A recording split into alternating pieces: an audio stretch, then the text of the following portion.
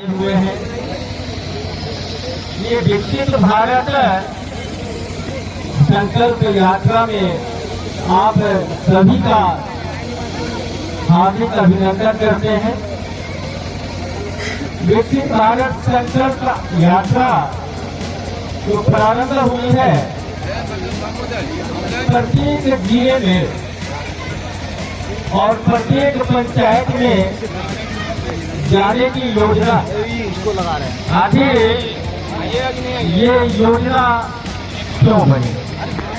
आपको लेना चाहूंगा कि भारत सरकार की विभिन्न योजनाएं आपके धरातल पर उतारी जा रही है और उस कार्यक्रम का लाभ हम सभी को लेना है। इसी उद्देश्य से आज की ये बैठक बुलाई गई है। जो हिम्मत ही जल्दी जुटा नहीं पाएंगे कि सिलीगुड़ी जाए,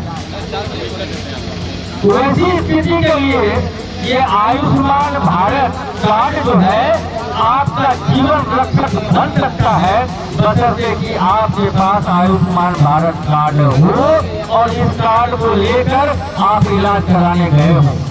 जिनके पास भी आयुष्मान भारत कार्ड अभी तक नहीं बना है, वो अस्पताल में संपर्क करेंगे और कई जगहों पर बन रहा है आयुष्मान भारत कार्ड बनवा कर अपने जीवन को सुरक्षित कर लो।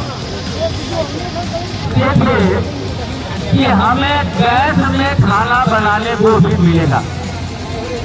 अमीरों की हालत खराब थी, वो पैरवी करा करके गैस एजेंसी में जाकर किसी तरह से अपना रजिस्ट्रेशन 16 साल पहले दिखाई पड़ता था कि 1 किलोमीटर गैस सिलेंडर का लाइन लगा हुआ है और वो सिलेंडर को पहुंचते पहुंचते 1 से 2 दिन लग जाता है और आपको गैस नहीं मिल पाती।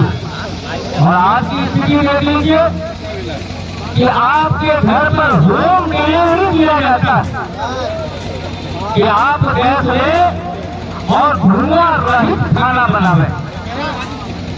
धुआं का आंख पर प्रभाव, आपके फेफड़े पर प्रभाव, इसमें भी आप जोड़कर इसका लाभ ले सकते हैं। ऐसी बहुत सारी योजनाएं हैं जो भारत सरकार की ओर से दी जा रही है।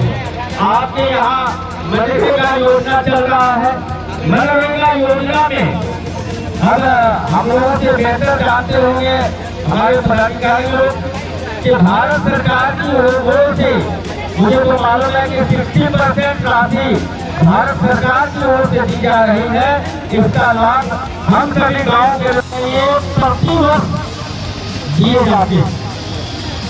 मान लीजिए इस बार आपके परिवार में कोई बीमार पड़ जाता है, आपकी स्थिति अच्छी नहीं है, तो ये कार्ड लेकर आप किसी भी हॉस्पिटल में जहां एक्सेप्ट किया जाता है, इसको सभी सरकारी हॉस्पिटल में और बड़े बड़े अस्पताल में आपको दवाई मिलेगा, ऑपरेशन का खर्चा सारा इसी कार्ड खर्चा होगा। और इस काम को हम लोग नहीं कर पा रहे हैं। करते हैं लोग उस समय खोजी करते हैं, सही लोग से दी जाए। इसके लिए आपके यहाँ कई स्टॉल भी है। पहला है क्या कि सबसे जरूरी है स्वास्थ्य का होना। स्वास्थ्य के लिए भारत सरकार ने एक योजना चलाई है जिसका नाम है आयुष्मान भारत योजना। हम लोग कहते हैं ना कि आयुष्मान भारत, तो जिंदगी के लिए उसे आशीर्वाद मांगते हैं। तो भारत सरकार ने अपनी ओर से एक कार्ड इशू किया है जिसको कहते हैं आयुष्मान भारत कार्ड। लेकिन हमारे इस सुदूर प्रखंड केराघाट में जब बीमार पड़ते हैं लोग, तब सोचते हैं कि आयुष्मान भारत कार्ड है या नहीं। आयुष्मान दिनों में देखे होंगे कि 5 राज्यों में चुनाव हुआ और चुनाव के नतीजे जब निकले तो 3 राज्य में भाजपा भारी बहुमत से जीती, परंतु कोई कह नहीं पा रहा था ना कि यहाँ का मुख्यमंत्री कौन होगा। सारे सोचने वाले लोग, पंडित लोग, जो भविष्यवाणी करने वाले लोग पीछे रह गए और आज के डेट में वैसे वैसे लोगों को ला के रख दिया गया जो अनुभवी है। और ये केंद्र के मातहत आता है कि वो किस तरह की योजना सोच रहे हैं, किशनगंज जीतने के लिए कौन सा कैंडिडेट देंगे, वो लोग अपना दिमाग लगा रहे हैं। हम लोग तो सिर्फ मतलब आशा, उम्मीद और यहाँ के कार्यकर्ताओं को देखकर ही बता सकते हैं कि ये लड़ेंगे, वो लड़ेंगे, परंतु ये कोर कमेटी तय करेगी जो किसको चुनाव लड़ाना है। हम समझते हैं अच्छे आदमी आएंगे और जो आदमी दे हमारा कैंडिडेट, उस कैंडिडेट को हम लोग नरेंद्र मोदी के तरह मान करके उसको वोट देने का काम करेंगे। का मानना है सर, किशन भी चुनाव लड़ सकते हैं, उनको टिकट दिया जाएगा, उनको लड़ना ही है और लड़ेंगे। कई बार लड़े भी हैं और एक बार चुनाव जीत करके यहाँ का किशनगंज का नाम बहुत रोशन उन्होंने किया है। आज जो सड़कें देख रहे हैं, ओवर ब्रिज जो देख रहे हैं, कभी नाम नहीं सुनते आए तो लोग फ्लाई ओवर बोलने लगे हैं। तो फ्लाई ओवर जो मुंह में आया है, ये दिल श्री सैयद शहनवाज हुसैन की है कि हमेशा से किशनगंज लोकसभा में विरोधी पक्ष जीता।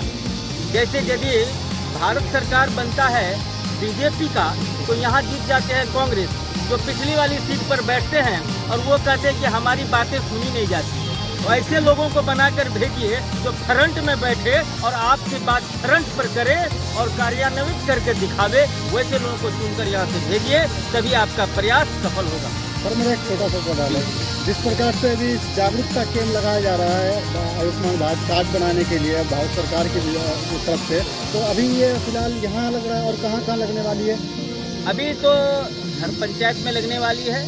कल आपका बैगना डाकपोखर हुआ, डाकपोखर और झुनकी में से परसों में। तो अभी ये झुनकी मुशहरा में आज होना है ना? जी। तो अभी 2 प्रतिदिन होना है। अब सर्दी का समय है सर इस तो माध्यम था जी, सरकारी माध्यम। तो ब्यूरोक्रेट जो है अक्सर ऐसा होता है कि लोगों तक पहुंचने नहीं देता है कोई। इसी के लिए ये यात्रा निकाली गई कि आप लोग देखिए कि इतनी योजनाएं दी गई है और आपको लेने में जहां कहीं दिक्कत हो रही है उसका समाधान के लिए हमारे कार्यकर्ता हैं और कोई भी हैं वो मदद करेंगे। आप लोग भी मदद करेंगे, आप लोगों को भी इस बात की जानकारी दे रही है क्योंकि आप लोग एक स्तंभ है, चौथा स्तंभ है और भारत को आगे ले जाने में आप लोग भी एक कारगर माने स्तंभ है। तो आप लोग भी इनको मदद कीजिए। जो गरीब गुरबा नहीं पहुंच पा रहे हैं उनके मदद के लिए आप लोग भी खड़े रहे। हम लोग अपने स्तर पर हर जगह खड़े रहते हैं। वो लोग तो काम करना नहीं चाहते हैं, लेकिन काम करने के लिए कंपेल करना पड़ेगा और कंपेल करके उन गरीबों तक का लाभ पहुंचाना हमारा धर्म हो जाता है। जैसे कि सर भारत सरकार, हमारी सरकार दे रहे हैं यहाँ 5 लाख रुपए की वो क्या नाम बताया, 5 लाख रुपए की राहत दे रहे हैं। हाँ, आयुष्मान कार्ड में। तो ये सर सरकारी हॉस्पिटल में नहीं, आपको बहुत सारे प्राइवेट हॉस्पिटल भी हैं, वो भी ये कार्ड एक्सेप्ट करते हैं। जी सर, तो काफ़ी तर देखा जाता है यहाँ की अगर कोई प्राइवेट हॉस्पिटल में चला गया उसके अमाउंट बहुत ज़्यादा होता है, कभी ऑपरेशन का अमाउंट बहुत ज़्यादा होता है, इतना होता है कि घर मतलब सब कुछ चल जाता है। तो इसमें सरकार बहुत अच्छी चीज़ निकाला जो राहत दे रही है 5 लाख की। तो मुझसे कहना यही था कि सर कि ये प्राइवेट के लिए ही काम आता है कि सरकारी के लिए? तो आपने बताया कि दोनों के लिए काम आता है, तो बहुत अच्छी बात है, सही बात है कि आयुष्मान कार्ड। किस चीज़ का आज मीटिंग हुई है सर यहाँ पे? आज मीटिंग हुई है, अभी प्रत्येक पंचायत में विकसित भारत संकल्प योजना को लेकर के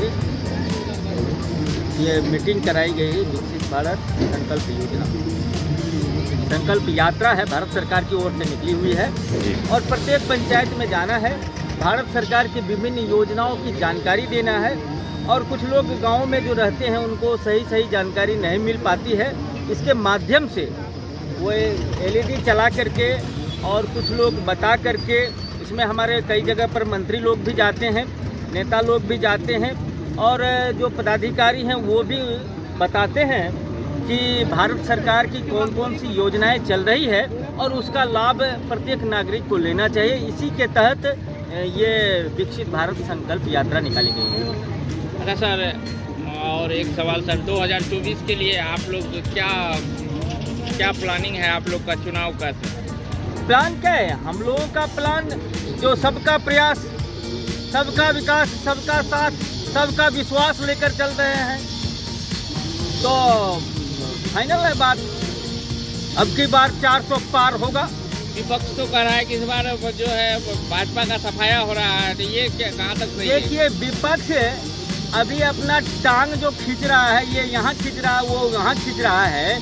आज के डेट में कोई संयोजक नहीं है और प्रधानमंत्री को लेकर के जितना खींचातानी है, कोई प्रदेश में जाकर देखिए, केजरीवाल की यहाँ कांग्रेस लड़ लेगी चुनाव, उनको सीट का शेयरिंग सही मिलेगा? ममता बनर्जी के यहाँ मिलेगा क्या? अखिलेश जी देंगे क्या? तो ऐसी स्थिति में एक कोई भी पार्टी जो राष्ट्रीय पार्टी है वो आने को आतुर है, परंतु उनको लोग सीट का शेयरिंग तक नहीं दे रहा है। तो क्या समझते हैं कि इंडी गठबंधन जो है, इंडी अलायंस आने की कोई उम्मीद है? दूर दूर तक कहीं नहीं है वो लोग। अच्छा, और एक सवाल सर, कुछ दिन पूर्व में एक जो है आवाज चला था कि राजद में जेडीयू विलय हो जाएगा, ये कहाँ तक सही, किस तरीके से देखते हैं आप लोग? देखिए, राजद में जेडीयू के साथ तो अभी गठबंधन है ही है, और ये पलटी मार को क्या कहेंगे, अब जेडीयू से ही लोग भाग रहे हैं। आप देख रहे हैं ललन जी को हटा दिया गया अध्यक्ष पद से, खुद अध्यक्ष बन गए हैं। तो उस घर में क्या हो रहा है आप लोगों को हमसे ज़्यादा जानकारी है। तो सर, कुछ ये भी जानकारी मिल रहा है कि पलटू चाचा जो है फिर भाजपा में जाने की तैयारी में है, इस पर क्या देखिए, पलटू चाचा तो हमेशा ही दिखलाए हैं सहानुभूति कि हम भाजपा में थे और भाजपा अच्छी पार्टी है, भाजपा में हमारा कोई विरोध नहीं है। इस तरह का न्यूज़ आप लोग भी कभी लिए होंगे और न्यूज़ देखे होंगे, परंतु भाजपा में उनको लेने के लिए कोई कॉरिडोर नहीं बना है अभी तक। ठीक है सर, धन्यवाद। और सर 2024 के लिए जो